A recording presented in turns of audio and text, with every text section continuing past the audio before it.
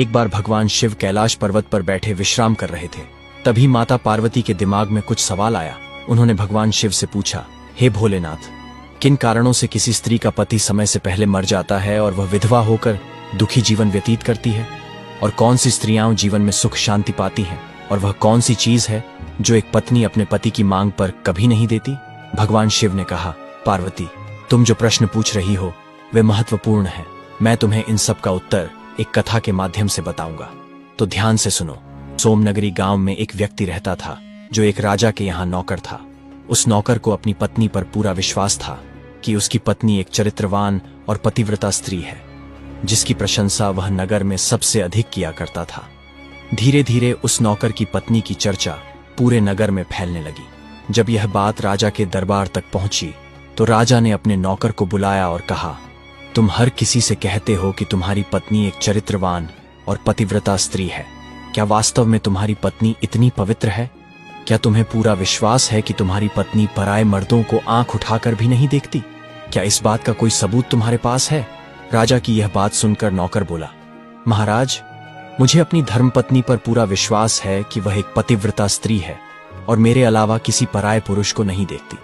नौकर की बात सुनकर राजा के एक मंत्री ने कहा, मैं क्षमा चाहता हूं महाराज, लेकिन यह कैसे संभव है कि कोई स्त्री किसी अन्य पुरुष को न देखे? यह तो असंभव है। फिर मंत्री ने राजा से कहा, महाराज, यदि मैं इस नौकर की बात गलत साबित कर दूं और इसकी पत्नी का पतिव्रता धर्म नष्ट कर दूं तो इसे क्या सजा मिलेगी? नौकर ने उत्तर दिया, महाराज, यदि महामंत्री जी मेरी पत्नी का पतिव्रता धर्म नष्ट कर देते हैं तो आप मुझे फांसी की सजा दे देना, और यदि महामंत्री जी मेरी पत्नी का पतिव्रता धर्म खंडित नहीं कर पाए तो इन्हें भी दंड मिलना चाहिए। नौकर की यह बात सुनकर राजा ने कहा, यदि मंत्री असफल हुए तो उन्हें भी फांसी की सजा दी जाएगी। मंत्री ने यह शर्त स्वीकार कर ली और नौकर से पूछा, मैं तुम्हारी पत्नी से ऐसी कौन सी वस्तु लाऊं जिसे देखकर तुम मान लो कि मैंने उसकी पवित्रता नष्ट कर दी?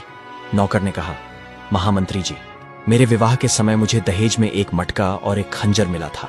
मेरी पत्नी ने वे दोनों वस्तुएं बहुत संभाल कर रखी हैं, क्योंकि यह दोनों चीजें एक पतिव्रता स्त्री के लिए सुहाग की निशानी है। यदि आप ये दोनों वस्तुएं मेरी पत्नी से लाकर मुझे दिखा देंगे तो मैं मान लूंगा कि आपने मेरी पत्नी का पतिव्रता धर्म नष्ट कर दिया है। मंत्री ने नौकर की यह शर्त स्वीकार कर ली और दरबार से निकलकर नगर में गया। वह एक जादू टोना करने वाली स्त्री से मिला जो वह काम कर देती थी जो कोई और नहीं कर पाता था।